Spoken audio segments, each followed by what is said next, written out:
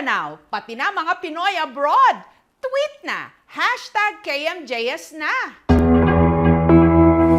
Manghang-mangha ang mga residente ng Barotac Nuevo sa Iloilo nung ang isa nilang kababayan na inakala nilang patay na, biglang nabuhay.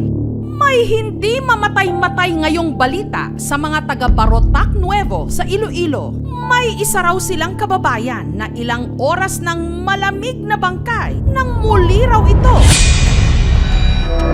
nabuhay. Patay na talaga kasi nakaganyan na yung mata niya, oh. Yung tiyan niya, matigas na talaga. Mayami na. Itim na dito na, ang mga kuko niya, violet na. Bilang ay midwife, makakakukulod man ako nga napatay doon. Patay rin kita na nang Nagmuklak ang mata ni Ang sinasabing patay na muling nabuhay, ang 44 anyos na asawa ni Zaldi na si Violeta. Tila nagka-premonisyon pa nga raw ito. Ilang oras bago ito namatay, gabi nitong April 28. Nanood ako ng TV, tumandal siya dito sa aking balikat. Nagpalambing ba? Nagsabi siya sa akin, Sal, ikaw na lang bahala. Kudak-kudakan kami sa anak kong. Hanggang pasado alas 11 ng gabi, si Violeta sinumpong ng asthma. Pagkagising ko, nag-nebulizer siya. Nagsabi siya nga, Lord Jesus, amo to, nawala yung hininga. Nanigas siya. Sabi yung kapatid ko nga, ipan mo yung bunganga. Kalak niya yung bunganga niya. Nang si Violeta, bigla na lang daw nalagutan ng hininga. Nawalan na rin daw ito ng pulso, nangitim ang mga kuko at nanlamig na ang buong katawan. Kung ko gising, ginbuhat ko siya, nanginginig na siya, umihi na siya. Sumigaw na ko, Dio, nga, binayaan mo kami. Ito, nag-iniyakan yung mga anak ko. Dito na raw humingi ng tulong ang mister ni Violeta sa kanilang mga kapitbahay. Kasama sa mga sumaklolo, ang hipag ni Zaldi na si Lorena na isa ring midwife. Hikap ni Junjun na pulso na, ay rugid mo. Pag ang irong na, ay rugid hangin. Naalangan na rin daw silang dalhin si Violeta sa ospital noon. Dan una mo to, i-declare malarata na ka hospital dead on arrival o krimet. Makita pa namon dyan kay ni Violeta.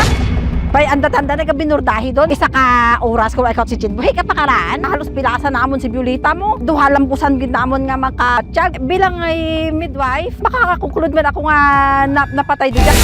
Iniyakan yung mga anak ko. Ang batunon ta nga madula si nanay nyo. Bumalik ako sa kanya kag mag-ihip na magdasal na lang kayo. Ay si nanay nyo wala na. Pagdasal na lang natin na bumalik yung buhay niya. Pangayo ko sa Ginoo nga daad buhi una pa si nanay ito ano pa isa ka chance.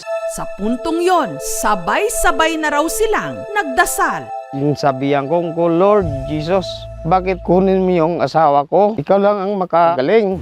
Nang walang kung ano-ano.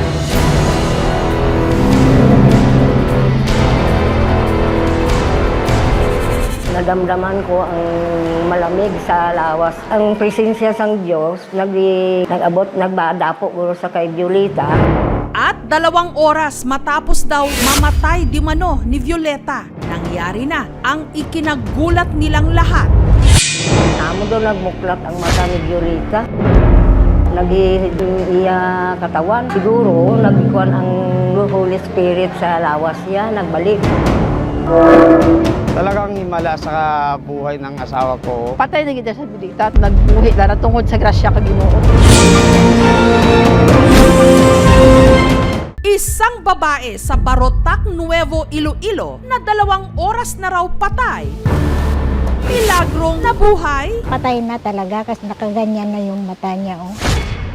Yung tiyan niya, matigas na talaga. Mayami na. Itim na dito na, ang mga kuko niya, violet na. Bilang ay midwife, makakakukulod man ako nga napatay doon.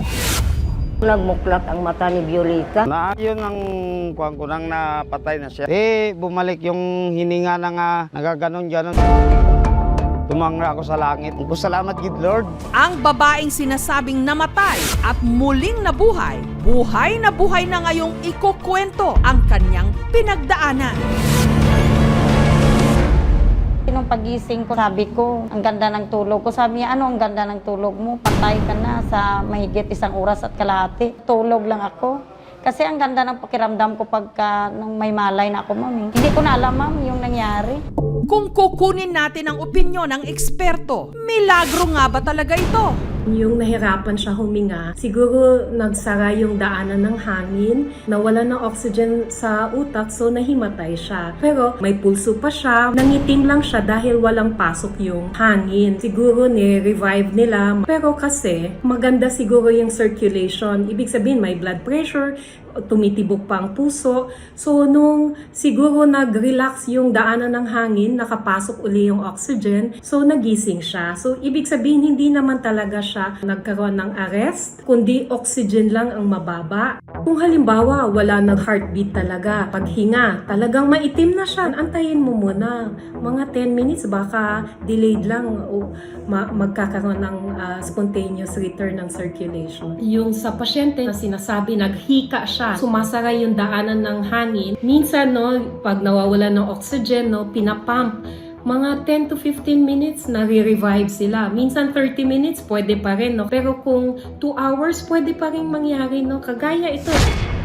Rare ito na kaso, marahil milagro. Si Violeta, worship leader pala sa kanilang simbahan. Yun na siguro ang premyo niya sa akin, yung buhay. Sabi daw nila, baka may mission pa daw ako. Sabi ko, hintayin ko kung ano yung will of God. Basta naniniwala na ako na buhay talaga ang Panginoon. Ang mga gurong kwan sa akon sang mahal nga Diyos nga pa mata sa akon nga. Kung wala mo lang galing ginatawan, importansya yung asawa mo kwaong ko. Ito yung mga miracles that still do happen. Matindi to dahil nare-remind tayo, uy, may Diyos pala. Sinasabi pa ulit-ulit, lalo sa misa, Christ has died, Christ has risen, Christ will come again. Ito na yung summary ng ating pananampalataya at ito rin ang mangyayari sa ating buhay pagtapat tayo sa Diyos.